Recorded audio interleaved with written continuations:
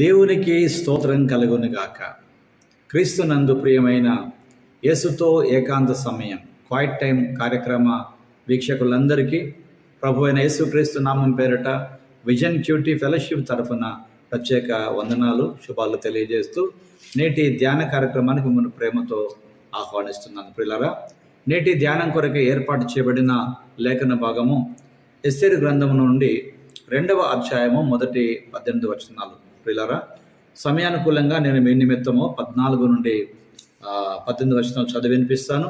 మీరు పూర్తి లేఖన భాగాన్ని యథావిధిగా చదివి ధ్యానం చేయాల్సిందిగా మీకు ప్రభు పేరిట మనవి చేస్తూ, మీ దగ్గర బైబిల్స్ అందుబాటులో ఉన్నట్లయితే ప్రియులారా మీరు కూడా బైబిల్ తెరవండి. అందరం కలిసి వాక్య భాగం చదివి ధ్యానంలోకి వెళదాం. ఎస్తేరు గ్రంథం 2వ అధ్యాయము చదువుతున్నాం 14 నుండి 18 వరకు.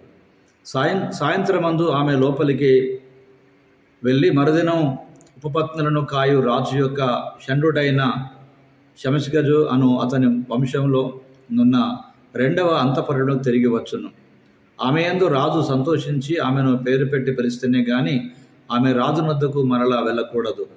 మొర్దెకై తన కుమార్తెగా స్వీకరించుకొనిన తన పినతండ్రి అయిన అబీహూలునకు కుమార్తెయగు ఎస్తేరు రాజు వద్దకు వెళ్ళుటకు వంతు వచ్చినప్పుడు స్త్రీలను కాయు రాజు యొక్క షండుడైన హెగే నిర్ణయించిన అలంకారం గాక ఆమె మరి ఏమీ కోరలేదు.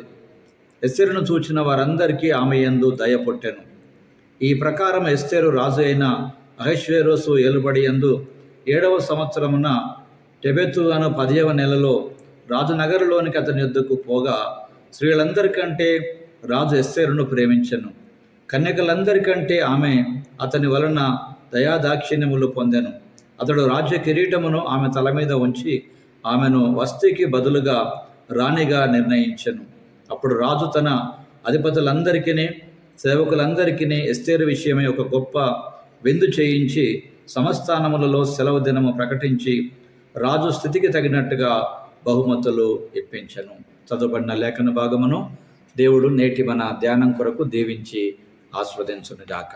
ప్రియులారా, నేటి ధ్యాన భాగము చదివిన తర్వాత దీని కొరకు ఏర్పాటు చేసినటువంటి ప్రధాన అంశము ఎస్తేరు రాణి అగుట.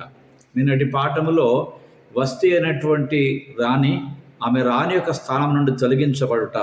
ఈరోజు పాఠ్య భాగంలో ఎస్తేరు రాణి అగుట, ఎస్తేర్ బికమ్స్ క్వీన్ అనేటువంటి అంశమును ఆధారం చేసుకొని నేటి పాఠ్యభాగాన్ని జాగ్రత్తగా మనం గమనించినట్లయితే, రాజైన అహష్వేరోసు క్రొత్త రాణిని ఎన్నుకొనడానికి ఆయన ఆలోచిస్తూ ఆ సమయాన్ని బట్టి ఒక సెలవు దినాన్ని ప్రకటిస్తూ సంస్థానముని అందంతటా ఒక ఉత్తర్వును జారీ చేశాడు.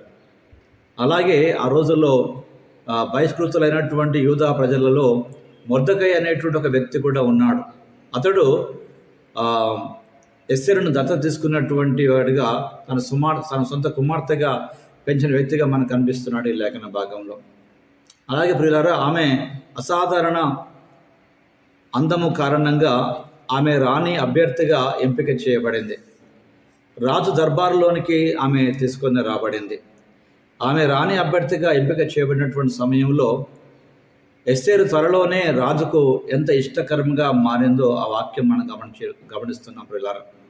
కాబట్టి దేవుని అదృశ్య హస్తము ఆమెను ఈ సంస్థానానికి నడిపించినట్టుగా ఇక్కడ వాక్యం మనం అర్థం చేసుకొని ఆ స్పష్టతను మనం గుర్తించవచ్చు ప్రియులారా.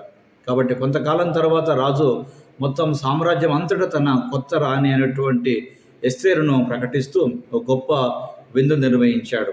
ఆమె గౌరవార్థము ప్రజలకు అనేకమైనటువంటి బహుమానాలు అందించాడు రాజుగారు. కాబట్టి అలాగే ప్రజలకు పన్నులు కూడా తగ్గించినట్టుగా ఈ లేఖన భాగంలో మనం గమనించగలం. కాబట్టి రాణిగా ఎస్తేరు చేయబడినటువంటి కాలం నిజంగా దేవుని యొక్క ఏర్పాట్లో ఉన్నటువంటి క్రియగా మనము ఈ భాగంలో గుర్తిస్తున్నాం ప్రియులారా. కాబట్టి ఇందులో ప్రధానంగా దేవుడు ఎవరు అనే విషయాన్ని జాగ్రత్తగా మనం గమనించినట్టు ప్రియులారా, ఎస్తేరు గ్రంథంలో దేవుడు అనే పదం మనం కనబడకపోయినప్పటికీ దేవుడు లేకుండా ఏ పని జరగలేదనే విషయాన్ని మనం గమనించవచ్చు ప్రియులారా. కాబట్టి ఇశ్రాయేలు కొరకు దేవుడు యోసేపును ఐగుప్తులో 2వ అధిపతిగా ఎలాగైతే లేవనెత్తాడో అలాగే ఎస్తేరు సింహాసనాన్ని అధిరోహించడం, అలాగే యూదా ప్రజలందరూ ప్రమాదం నుండి రక్షించబడడానికి దేవుని ఏర్పాటు చేసినటువంటి తీరు మనం గమనించాలి ప్రియులారా. కాబట్టి అద్భుతమైనటువంటి దేవుని కృపాహస్తము ఎలా పనిచేస్తుందో ఈ లేఖన భాగంలో మనం అర్థం చేసుకోవచ్చు ప్రియులారా. కాబట్టి నేటికి దేవుడు చరిత్ర యొక్క తెర వెనకాల ఆయన పనిచేస్తూనే ఉన్నాడు. మనం శ్రద్ధగా ఉండి మన అనుదిన జీవితంలో దేవుని ఉనికిని గుర్తిస్తే నిజంగా మనం ధన్యులం, ఆయన కృపను అద్భుతంగా అందుకున్న ప్రజలమవుతాం ప్రియులారా. కాబట్టి ఇందులో ప్రధానంగా దేవుడు మనకు నేర్పే పాఠాన్ని మనం గుర్తించినట్లయితే 15వ వచనంలో ఎస్తేరు ఎగే యొక్క సలహా ప్రకారము ఆమె అలంకరించుకు వెళ్ళింది తప్ప మరే ప్రత్యేక అలంకరణ కోరుకోలేదు. ఎందుకంటే ఆమె విలువలు స్వచ్ఛమైనటువంటిగా, నిజాయితీ కలిగినటువంటి వ్యక్తిగా, ఆమె రాణిగా ఒక గొప్ప బిరుదుతో ఆమె అలంకరించబడింది. కలంకం లేని ఒక వ్యక్తిగా తాను ఏర్పాటు చేయబడిన తీరును వాక్యంలో మనం గమనిస్తున్నాం ప్రియులారా. కాబట్టి ఈ లోకంలో ప్రియులారా మన గురించి అనేక సందర్భాలలో మనం గొప్పగా మాట్లాడుకుంటున్నాం ప్రియులారా. కనుక దేవుడు మనం గొప్పగా ఎంచితే తప్ప ప్రియులారా మనం గొప్పగా ఎంచుకోవడం ద్వారా గొప్పవారం కాలేమన్న సంగతి మరొకసారి వాక్యం మనకు జ్ఞాపకం చేస్తుంది ప్రియులారా.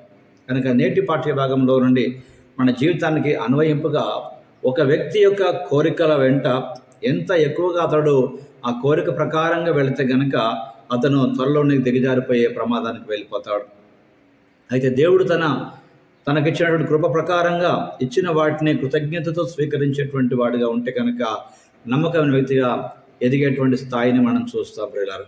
కనుక లేఖన భాగం ద్వారా ప్రభువు మనతో మాట్లాడుతున్న పిల్లలు కనుక తాను తగ్గించుకున్నవాడు హెచ్చించబడినటువంటి లేఖనం, అలాగే హెచ్చించుకున్నవాడు తగ్గించబడినటువంటి లేఖనం ఈ విషయంలో ఎంత స్పష్టమైనటువంటిదో మనం అర్థం చేసుకోవచ్చు ప్రియులారా. కాబట్టి ప్రభు సన్నిధిలో నిజముగా ఈ మాటలు మనం గమనించాలి. ఎస్తేరు నిజంగా రాణి అవ్వడానికి దేవుని ఏర్పాటు గొప్పది. అద్భుతంగా ఆమెను దేవుడు స్వీకరించాడు. అలాగే ప్రియులారా మన జీవితంలో కూడా దేవుడు తన కార్యం నెరవేర్చేటువంటి దేవుడు అయి ఉన్నాడు. రండి ఓ ప్రార్థన సమయాన్ని మనము కలిగి ఉందాం. ఈ సందర్భంగా ప్రభువా, కష్టాలు ఎదుర్కొన్నప్పుడు ఇతరులను లేదా నా పరిస్థితులను నిందించకుండా మీరు మాకు సహాయం చేయండి. అందుకు బదులుగా నాకు మద్దతు ఇచ్చేటువంటి మీ పైన ఆధారపడడానికి నాకు సహాయం చేయండి. తద్వారా మేము మీ ఇష్టాన్ని ఎల్లవేళలా స్వీకరించబడలుగా నిలబడ కృప చూపించమని ఎస్తేరును ఎలాగైతే రాణిగా ఏర్పాటు చేసుకొని మీ సంకల్పం నెరవేర్చుకున్నారు ప్రభు, మా జీవితంలో కూడా మీ సంకల్పం నెరవేర్చుకుంటారని విశ్వాసముతో నమ్మి క్రీస్తు పేరట ప్రార్థిస్తున్నాం పరమ తండ్రి. ఆమేన్. ఆమేన్. ప్రియులారా ప్రభు వారు నిత్యము తన వాక్యం ద్వారా మనతో మాట్లాడుతుండగా నిజముగా యేసుతో ఏకాంత సమయం అనేటువంటి అనుదిన ధ్యానాల ద్వారా మీరు మేలు పొందిన వారైతే ప్రియులారా మీ అనుభూతులు అనేకలతో పంచుకొని వారి విశ్వాసాన్ని కూడా బలపరచవలసిందిగా ప్రభు పేరట మీకు జ్ఞాపకం చేస్తున్నాను. ఎస్తేరు రాణి అవుటకు మరి ఆమెకున్నటువంటి వినయ విధేయతలు ఎలా తన గొప్ప కారణమయ్యే ప్రియులు, అలాగే మనం కూడా వినయ విధేయతతో ఉంటే ప్రియులారా దేవుడు మన పట్ల కలిగి ఉన్న తన చిత్తం నెరవేర్చట్లో అవి సహకరిస్తాయని ఆశిస్తూ ఆ విధంగా దేవుడు మన పట్ల తన గొప్ప కార్యాన్ని చేయాలని ఆశిస్తాం ప్రియులారా. కాబట్టి ఎస్తేరు ఎలాగైతే రాణి అవ్వడానికి మరి దేవుడు ఆమెను ఏర్పాటు ఎన్నిక చేసుకున్న పిల్లలు, అలాగే దేవుడు తప్పకుండా మనల్ని కూడా ఏర్పాటు చేసుకొని ఎన్నిక చేసుకొని తన మహిమ కొరకు నిలబెడతాడని విశ్వాసంతో నమ్మి ఆ విధంగా దేవుడు మన పట్ల కూడా వ్యవహరిస్తున్నటువంటి తీరును బట్టి తెర వెనుక ప్రభు కనబడని కార్యం జరిగిస్తున్నాడని జ్ఞాపకం చేసుకుంటూ నీ పట్ల నా పట్ల ప్రభు కార్యమే నెరవేర్చబడాలని ఆశిస్తాం. అలాంటి కృప దేవుడు మనందరికీ సమృద్ధిగా అనుగ్రహించి మహిమ కొరకు మనం నిలబెట్టి వాడుకోను గాక. Thank you.